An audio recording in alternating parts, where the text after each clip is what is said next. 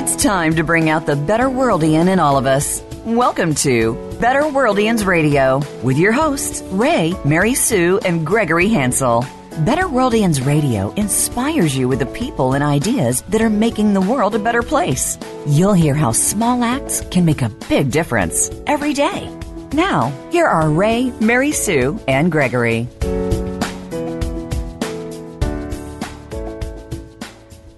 Hi, and welcome to BetterWorldians Radio.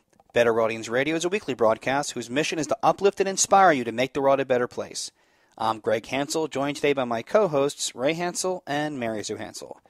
BetterWorldians Radio is brought to you by BetterWorldians Foundation, a 501c3 nonprofit whose mission is to make the world a better place by encouraging the very best in everyone. We focus on positive thinking, positive values, and positive actions. We accomplish our mission through our BetterWorldians Radio podcast featuring the people and ideas that are changing the world, as well as through our social media campaigns for kindness and civility online. We thank the entire BetterWorldians community, our listeners, our social media friends, and more who have supported our efforts through their very generous donations. Today, we are joined by three special guests to talk about an inspiring work of art called Homeless Jesus. It is a life-size bronze statue of Jesus shrouded in a blanket with his face covered and lying on a park bench, recently dedicated at St. John's Hospice in Philadelphia. We're talking to the statue's benefactor, the artist, and the director at St. John's Hospice. Let's begin with Karen Beyer, who had the Homeless Jesus statue commissioned in Philadelphia to honor the memory of her late husband. Karen is co-founder of Valley Forge Financial Group, which just celebrated 50 years in business. Karen says she was drawn to the Homeless Jesus statue the moment she saw it, and even more so when she learned the artist was inspired by Matthew 25:40, which says, "In truth I tell you, insofar as you did it to the least of my brothers of mine, you did it to me." She donated the statue to the church and calls the day it was dedicated one of the most meaningful of her life. Here's Karen and my co-host, Mary Sue Hansel. Hi, Karen. Hi, Mary Sue. Thanks so much for joining us on BetterWorldians Radio. Well, thank you for inviting me. It's a pleasure to be with you. We're very excited to talk about this wonderful, wonderful statue. How did the Homeless Jesus actually come into your life, Karen? Well, I attended Mass at St. Isaac's, and in the church bulletin, I read about Legatus, the group, the Catholic Business Leaders Group, and I decided to pursue contacting John Knowles, the director of the Northeast Office and International, about this organization. And after speaking with John, I was convinced that membership in Legatus could provide spiritual benefits for me personally and my company called Valley Forge Financial Group, a financial advisor company. We are celebrating our 50th year in business, and I thought the timing was just perfect for me to join. So I saw membership in Legatus as a tool to reinforce our core values, and I joined in December of 2016 and decided to attend the Legatus Summit in January of 2017. My first experience seeing Tim Schmalz' breathtaking sculptures was an unexpected encounter in the lobby of the hotel where the summit was being held in Florida. It was Tim's vast landscape of sculptures displayed, depicting topics of marriage, pro-family, pro-life, St. Padre Pio, and even soldiers, just to name a few. Yeah. I was particularly drawn with wonder to the Homeless Jesus. Tim and I dialogued about his life's passion of sculpting and Tim's interpretation of Matthew 25:40, which says, "In truth I tell you, insofar as you did to the least of my brothers of mine, you did it to me." Tim offered to send me 3 miniature sculptures. One of them was the Homeless Jesus. And coincidentally, I think it was the very next month at a Legatus meeting, the Archbishop was the guest speaker.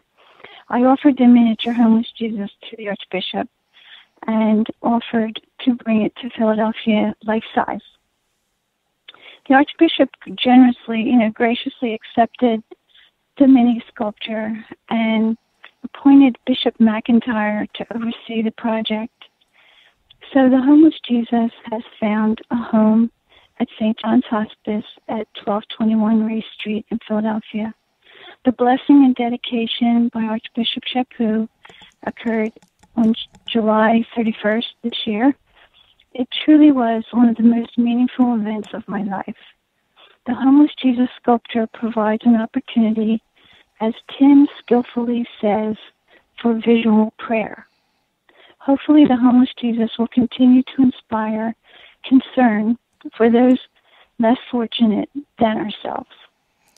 Well, that's beautiful. That's kind of that's beautiful, long Karen. answer, but well, I should share with our listeners too that I also attended that summit in Naples and had the privilege of seeing firsthand the homeless Jesus statue and meeting Tim, and of course I met up with Karen, who I had just met recently, and at the time I didn't know about her wonderful generous donation to Philadelphia, but the statue is wonderful, and I can't wait to hear later in the show talking to Tim and also with David, who is the director of the St. John's Hospice. Now, did you pick St. John's Hospice, or did the bishop help you with that?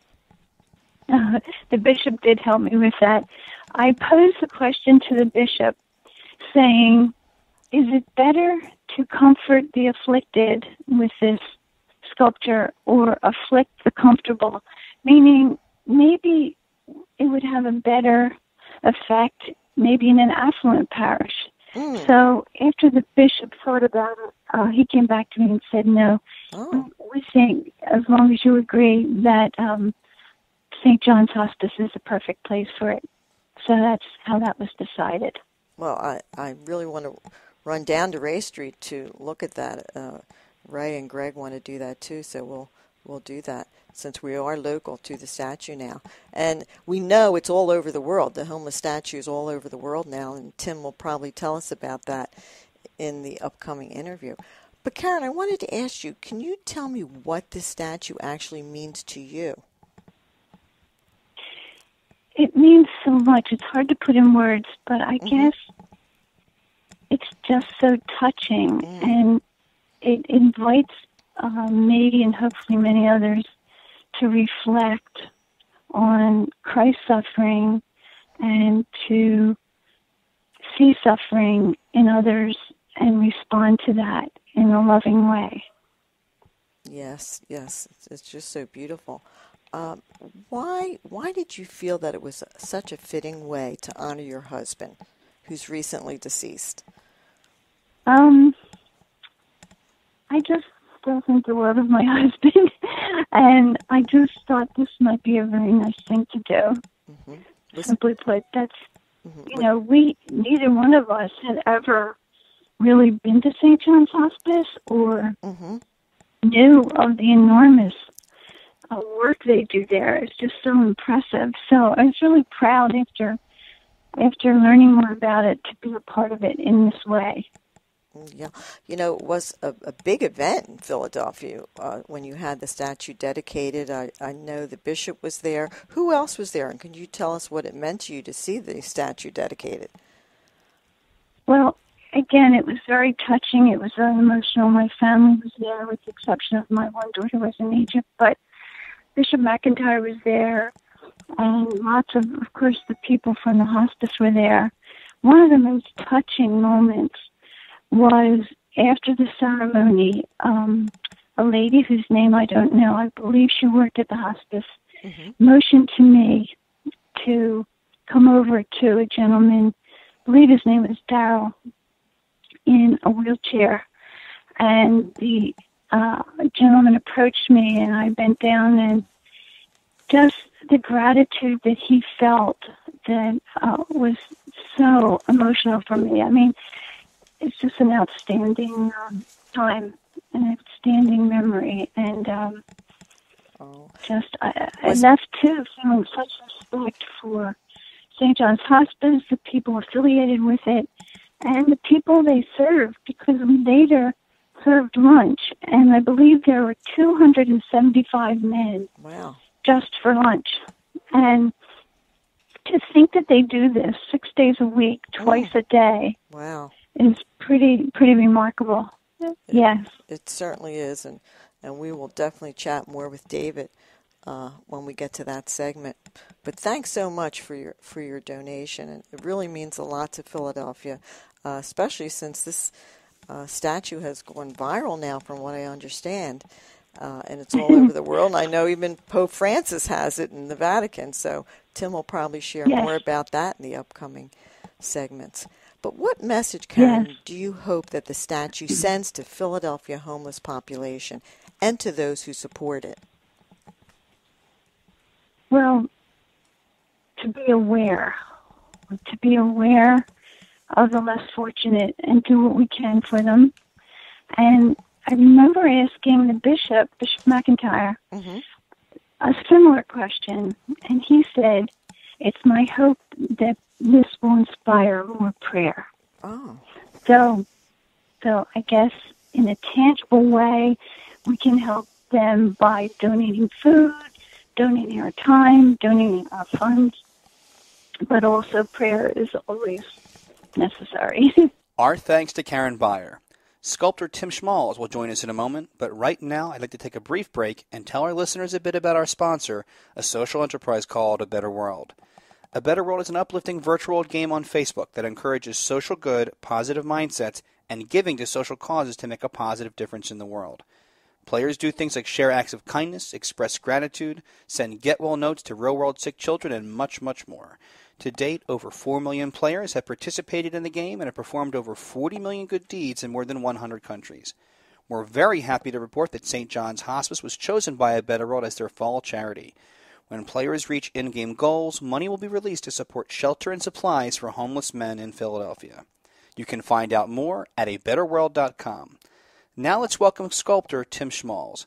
For over 25 years, Tim has been sculpting large-scale sculptures specializing in religious artwork.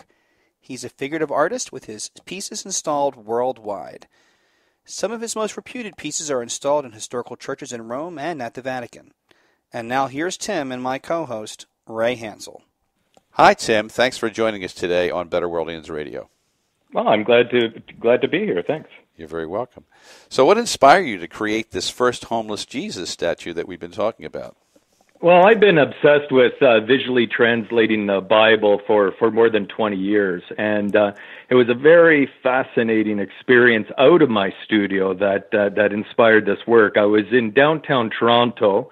That's the biggest city in Canada, and I was right in the center of this city, and I saw a homeless person completely shrouded by a blanket, and it was like an epiphany to me. I just thought, I felt, I should say, that I just saw Jesus, and I went back to my studio, and I thought, I have to sculpt that experience so other people hopefully will, when they see the marginalized in the city, they will come to that conclusion like I did. Mm-hmm. Yeah, it's a really, I mean, we saw it in person at that conference in Naples. And it's striking. It really stands out. I mean, all your works were beautiful, and they're very, very wonderful renditions. And I had a chance to briefly chat about that with you, but I was particularly struck by that. So tell us a little bit about how the statue is actually made. Well, what I initially do with the sculpture is I create it in clay. Actually, on this piece, I created a smaller model of it, which thank God, was blessed by Pope Francis. It was an amazing experience. But after I create the small model, then what I do is then I create a larger version of it in clay. And then what I do is I paint like a liquid rubber over it, which hardens, solidifies, and then I have kind of a negative copy of it. Mm-hmm. And with that negative copy, I fill in wax, make another mold, and burn out the wax and pour in bronze. So it's a process that really hasn't changed for thousands of years, mm-hmm. and it's one way of keeping the sculptures permanent. Bronzes last thousands upon thousands of years, and so for me that really means a lot. That one of my sculptures is placed, it's going to be there for a long time. Mm-hmm. Now, for our listeners, just to sort of vividly kind of portray this, the statue is actually placed on a bench, much like people might encounter a homeless person on a bench in a cityscape, and then Jesus is actually laying on the bench. So can you tell us a little bit, why did you decide to leave room on the bench for someone to sit next to Jesus?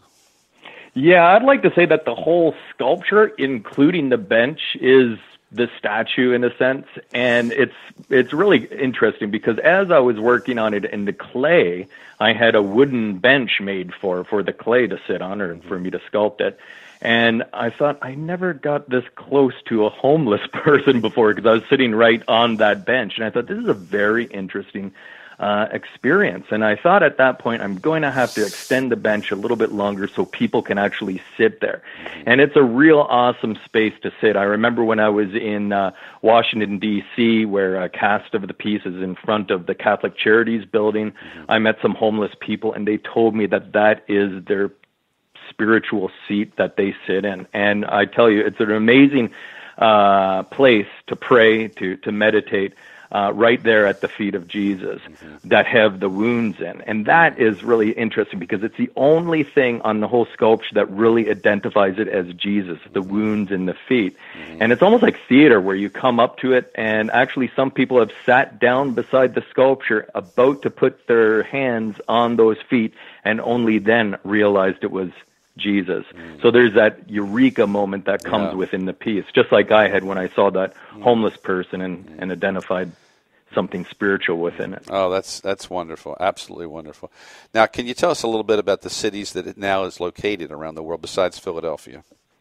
Oh, it's just unbelievable what's happened to this piece. And I really do think that it's doing what spiritual artwork really should do, and that's presenting and preaching the hardcore ideas of the Gospels out there on the streets. The amount of locations it's in right now, it changes almost every day. There's a new building, a Catholic building going up in Hong Kong, and I just got word that they're going to be receiving the sculpture. Singapore, I think it's the Good Shepherd Cathedral, right in the heart of Singapore, has the sculpture installed. I think it's been there for 4 months. Right in the center of Dublin that was, I think, the first one outside in North America at the Christ Church Cathedral, right in front of this 11th century cathedral in the heart of Dublin. The sculpture, it's preaching, and I think it's really interesting because it takes people unaware in a sense and gets them off guard. We're used to seeing sculptures in museums, on pedestals. Right. This one, ideally, people initially think it's a actual homeless person. That's happened several times. I do believe that in Nebraska, in downtown Toronto, and actually North Carolina, and at these sites, they called the police, they called the ambulance. They thought there was a homeless person freezing in the winter in some of these. And so it really is a very powerful and unique way of presenting the Gospels. And I think being a Christian and obviously being a sculptor, I feel that we need to preach in many different ways to get these eternal messages across, because we forget, and we need that reminder. Yeah, that's a wonderful, vivid, visual reminder, and as you say, it really does creep up on you as you encounter the statue and possibly see the wounds in the feet and what have you. So what does it mean to you to see this statue in all these cities around the world? Well, I do believe that I'm an instrument of God's peace, and I basically believe that Christian artwork is really the highest form of artwork that one can do. And if it wasn't for Christian artwork, I wouldn't be a sculptor today. I've been doing sculpture for 25 years, but to have this piece here in year 2017 becoming viral. And being placed in front of these most historical places in the Vatican even really makes me realize that the eternal truths of the gospel are so relevant today, and that there is so much creativity that can come out of it. I feel as a sculptor, someone might think, well, how many times has Jesus been represented in the world of history or in the world of art.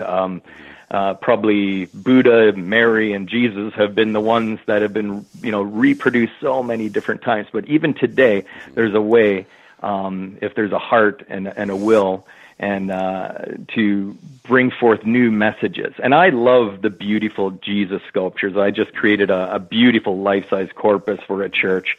But there has to be room for what I'd call visual translations of some of his words. And that's precisely how I think about this. So I do believe it's a compliment to Christianity in a sense that the words transformed into artwork can be so meaningful in the year 2017. Yeah, I still remember it so vividly. I remember having a conversation briefly with you because we're always looking for new ways that art can speak to people in a different way. And I think I mentioned to you at the time that we spoke that one of our favorite paintings in the Philadelphia Museum of Art is actually a portrait of the Annunciation, in which the relatively unknown artist at the time actually created this image of Gabriel as a bolt of light. So it had that aspect. And Mary was this innocent little 15-year-old peasant. So there was nothing about wings, and there wasn't any kind of massively beautiful landscape in the background, and she was not in any kind of a queen-like robe. It was about a 15-year-old, largely looked like a Jewish girl, who was encountering this experience. And so, when I saw some of your work, especially the Homeless Jesus, I said, wow, this speaks to a different voice to people about how you can encounter this and how it can touch you in a different way. So I was really, really impressed by that. I just wanted to tell you that. Well, thanks. It's like painting, sculpture, visual artwork. And it's also like a homily from a priest. The homily changes not only every weekend, but throughout the centuries too. The priest becomes is an artist in a sense because he crafts something for that specific moment in time. And I do believe that artwork should hold on to the traditions, but it should also actually become creative too, and kind of turn that diamond around so the different light can show us different reflections, right? Mm-hmm. And I do believe that this right now is something that people get. You go to most of the major cities in the world, and you got the richest, most beautiful buildings when you look up, but when you look down, there's that humanity that seems to be forgotten. There it is. And so what this sculpture is mission is to take the words of Jesus and give us that reminder, because we do need that constant confirmation of that all human life is sacred, and we need that gospel punch every single day, I think. And so having these permanently installed in cities, I think, is one way of doing that. It's excellent, really. So how do you hope the Homeless Jesus statue will speak to any homeless person who comes across it? Well, like I mentioned, when I was at Washington, D.C. on G Street, I was actually, before Pope Francis came there, a television crew asked me if I could come down and talk about the sculpture before Pope Francis comes into town, which was pretty exciting. And a couple of the homeless people came up to me, and I mentioned, they just said, this is our sculpture, and they felt so attached to it. And I think the reason is because I think art should be a connection, and I think that this piece connects the marginalized people, who I think some of the first things they lose if you're a homeless person is your sense of self-worth. Well, if you're walking around the street at nighttime and you see the Son of Man looking a lot like you, that shows to them that they're sacred. So I think that the sculpture is not only for us homeowners, but it's also an affirmation to the people that are down, that money doesn't mean everything, that you are loved, and that Jesus is not going to hang out with the politicians as much as he's going to be around the meek and the marginalized. And so to have that placed in cities. That message, I think, is powerful. And also the piece, initially I had the face of Jesus on, and I thought, well, what type of face should I put on? Yeah. And if I want to be coherent, and if I want to be a visual translator of Matthew 25, there is that ambiguity. There is that, when did we see you hungry? When did we see you in prison, right? And then it comes after, where Jesus says, whenever you've helped the least of my brothers, you've done this to me, right? Yeah. And so the sculpture has to conform to the Gospels, right? Some people call the piece shocking. Some people hate my Matthew 25 sculptures because Jesus should be the one helping. Mm-hmm. But my sculpture is only as shocking as the Gospels are. Mm-hmm. It's not like shock art that you see in a lot of these modern galleries, that these artists are just trying to be innovative for innovation's sake. Mm-hmm. I am very true. I try to be as very true to the Gospels as possible. Mm-hmm.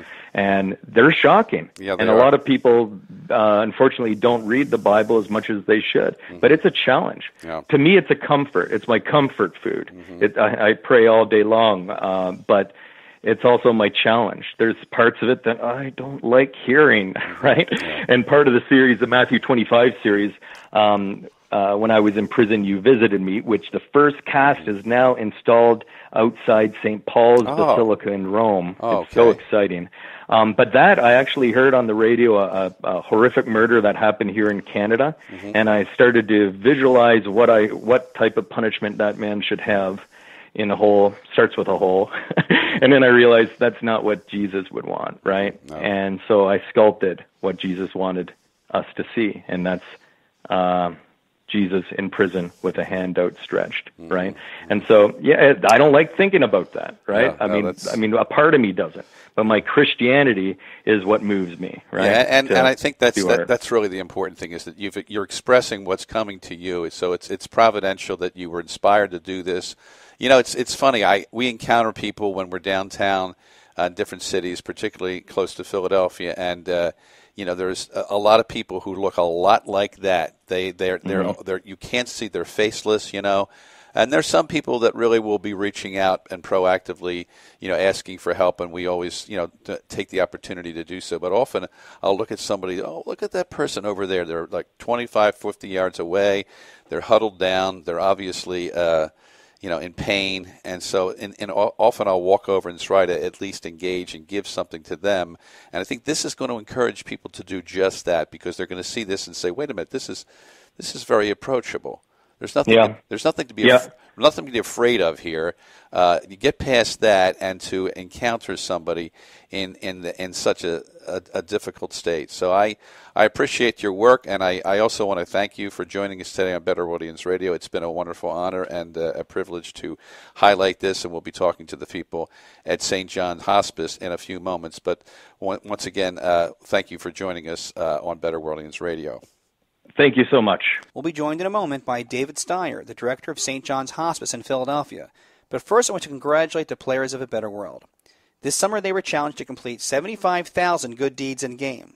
When they did, funds were released to provide a month of meals for 40 orphan children at the Miracle Foundation in India. Great job, Better Worldians. Now let's welcome David. David Stier is the director of St. John's Hospice and has over 25 years' experience serving the homeless and those in need, including serving as a hospice chaplain for 12 years. David has been with St. John's Hospice since 2007. David, thanks so much for joining us today on Better Worldians Radio.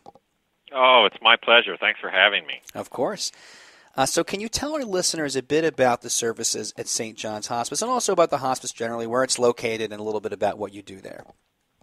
Well, we're in center of Philadelphia, right next to the convention center, and we've been serving homeless men for over 50 years now. Mm-hmm. We have beds for quite a few men, about 79 men that we take in every night when we include our emergency coffee house setting, and we have showers and clothing for the men during the week. And each day during the week we have a lunch service to the public. We serve somewhere between 200-300 or even more for lunch.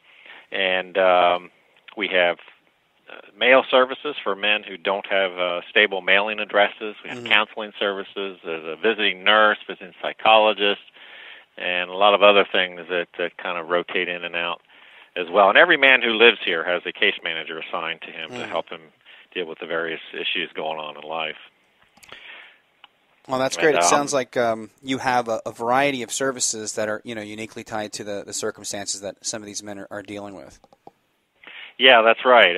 And every man's story is just a little bit different, and you have to be able to meet the person where he's at and take it from there. The stories are as diverse as the people. Could be somebody who's simply just unemployed, could be somebody with psychological issues or maybe addiction issues. Maybe he doesn't have good boundaries and he gives a lot of his money away. You can't imagine all the things that are happening around here. I'm sure. It's just struck me as you were talking that homeless men may in some cases be sort of a forgotten population. They don't necessarily pull on the heartstrings, for example, as much as kids may do. And I'm wondering whether that was part of the impetus for the Hospice's mission. Well, it is. We really focus on treating the men with dignity and respect. We feel that's not only a core Christian value, part of our existence, but it certainly helps us to do our job if we're trying to help homeless men to move on and do better in their lives. All of us as humans struggle with what's going on in the world, how people look at us, struggle with our own sense of self and self-worth. The men that we deal with feel that particularly hard because many people in society judge them, look down on them, to the point where often they just assume that that's what's happening. And it's really it tears at your heart when you see that happening or feel the pain that the guys experience. And so we work really hard here to affirm the dignity of each man here, treating them with respect. It could be as simple as talking about the Eagles game, or maybe get into a deep discussion with them. But just treating people like they're actually worth something. Yeah. No, that's wonderful. And unfortunately, I'm sure they don't get treated that way often. And that sense of self-worth must be difficult to come by in those circumstances. It's a nice segue, actually, to come back to the topic today on Worldians Radio, the uniquely powerful homeless Jesus statue from Tim Schmalz that was created at the behest of Karen Beyer and her compassionate generosity. Could you talk about how the homeless Jesus statue came to St. John's Hospice? Well, Karen had contacted the Archdiocese and said that she was interested in acquiring this for the Archdiocese for Philadelphia. And then since dealing with the homeless is what we do at St. John's, we received a call, and that statue really is very fitting in front of our building. It garners a lot of attention. Probably a couple dozen people that we see every day either stop, take a photo with the statue, or maybe they sit next to Jesus on the statue, or maybe people are slowing down their automobiles, people touch it. It's just amazing. That something is happening in the hearts of people who are going by, and our men too, and staff. We're very moved by that. It's really a great thing to have homeless Jesus right in our facility.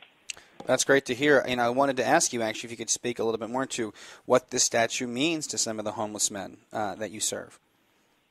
Well, I asked the men before we acquired it just to make sure they were okay. I wasn't sure how they'd feel, whether it would, some guys don't even want people to know that they're homeless, right. And I wanted to respect where they're coming from, and some of the guys, their faces lit up, and right before the statue was installed, I was going around and telling the men about what was coming when we had our public lunch, going through the line, saying, "Hey, this is coming. We want to have a service to dedicate the statue, and you are all welcome." And wow, some of the men, they were glowing. They were so happy that this was coming. It meant something to them. I think it meant something to their sense of self, and that somebody was thinking of them, and also just from the pure spiritual point of view, I think that they were glad to have kind of Jesus in the midst and knowing that they are loved. And it was pretty powerful. And sometimes we saw overt examples of that. Other times you just kind of wonder, what's going on inside of the hearts of the men. I mean, some of the guys who were really moved by that are still coming here. I mean, you could see it. They said it. Mm-hmm. I really would love to get into deeper conversations with those guys and kind of see where they're coming from with that, or learn more about that impact, because some people were very visibly moved. Yeah, that's really heartening to hear. We were just speaking in the last segment with the artist, and he was sharing how much that he was trying to capture that fundamental compassion, and that loving kindness that is at the heart of the Christian message. And I think when there are homeless men that can see this statue and see the response to this statue and say, I have self-worth, I am loved, I'm not forgotten, and I'm acknowledged, and where I am and what I'm going through is acknowledged, it must be a powerful thing. Yes.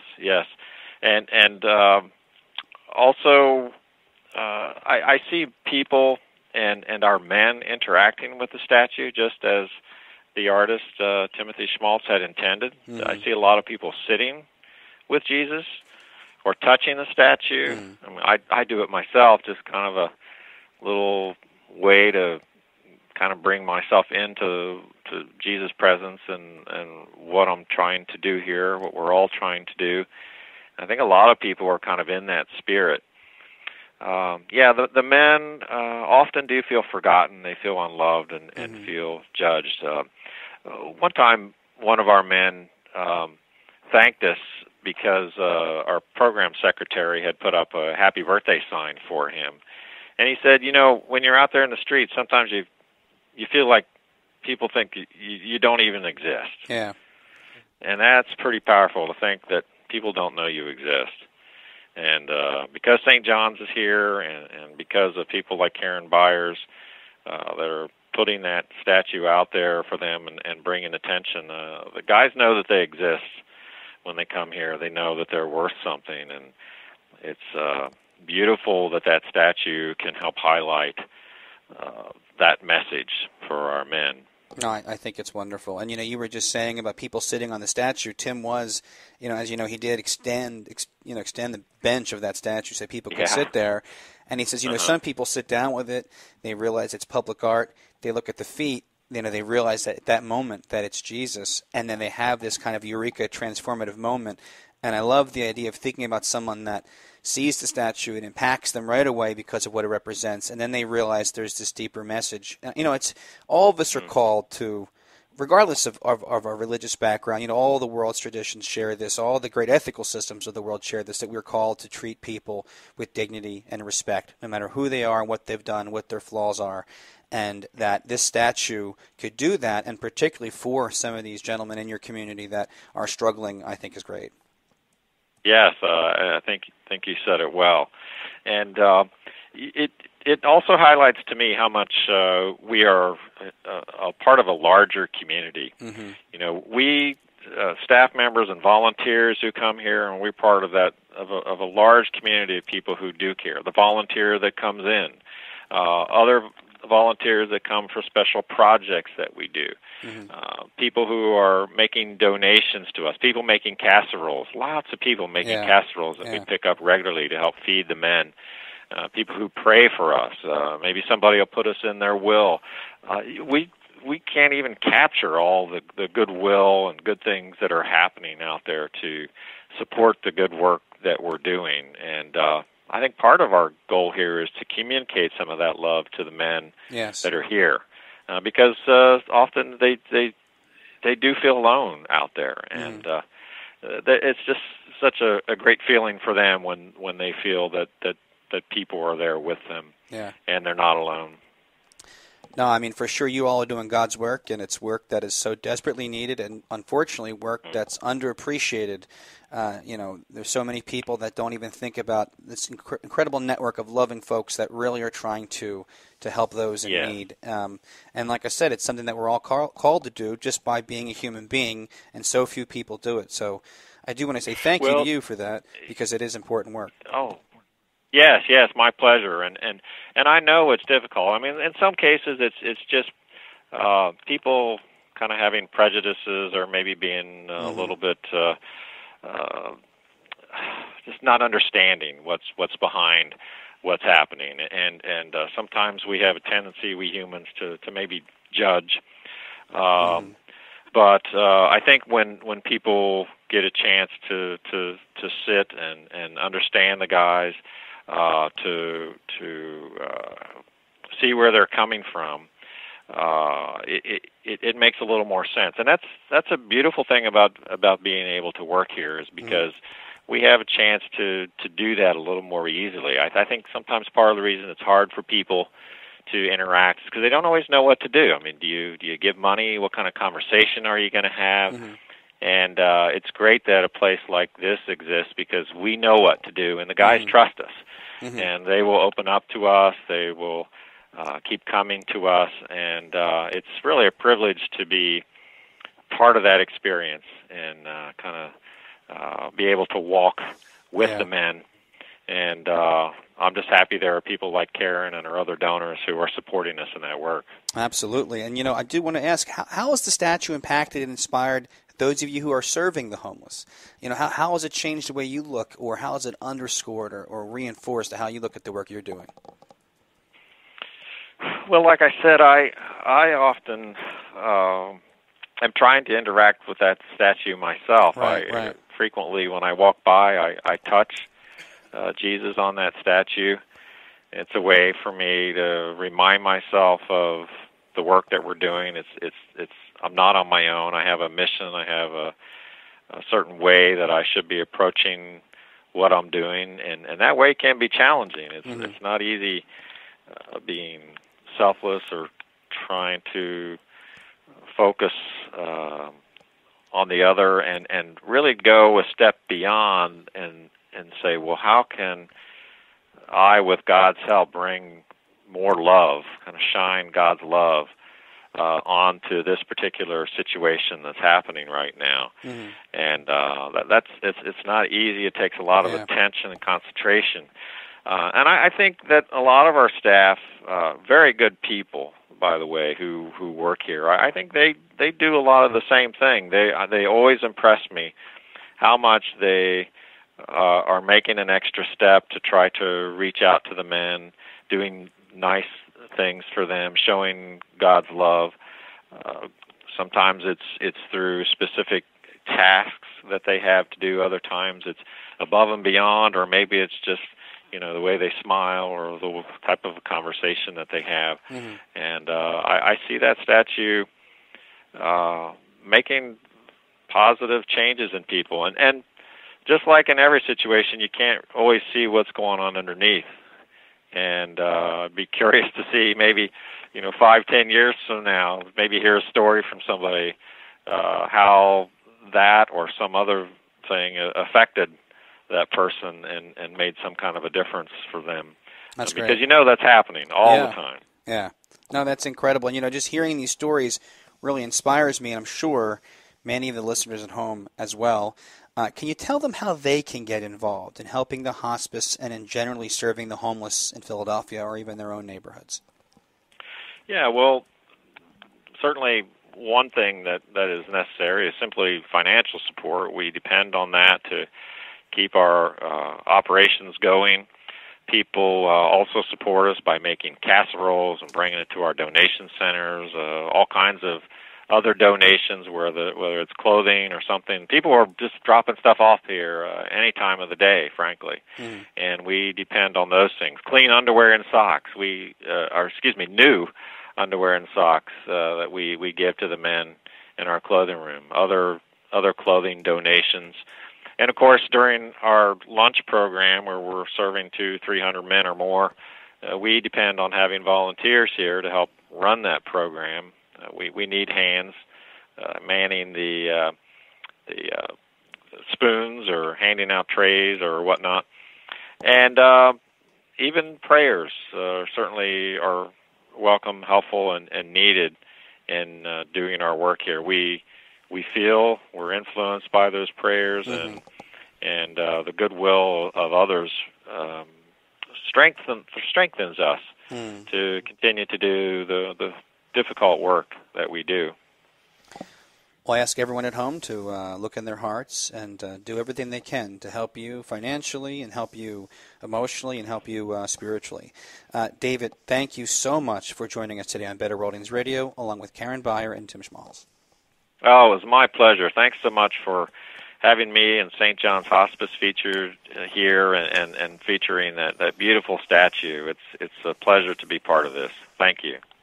Better Worldians Radio is brought to you by Better Worldians Foundation, a 501c3 nonprofit whose mission is to make the world a better place by encouraging the very best in everyone. We believe it is essential to plant flowers, not just pull weeds. We focus on positive thinking, positive values, and positive actions. In short, our vision is to bring out the better worldian in everybody so that we can all make it a better world. But we cannot do this without your help. Donations support our Better Worldians Radio podcast, as well as our hashtag Peace Begins kindness movement to encourage kindness, decency, and civility online. Go to BetterWorldians.com to be part of this important mission. And until next time, please be a better worldian.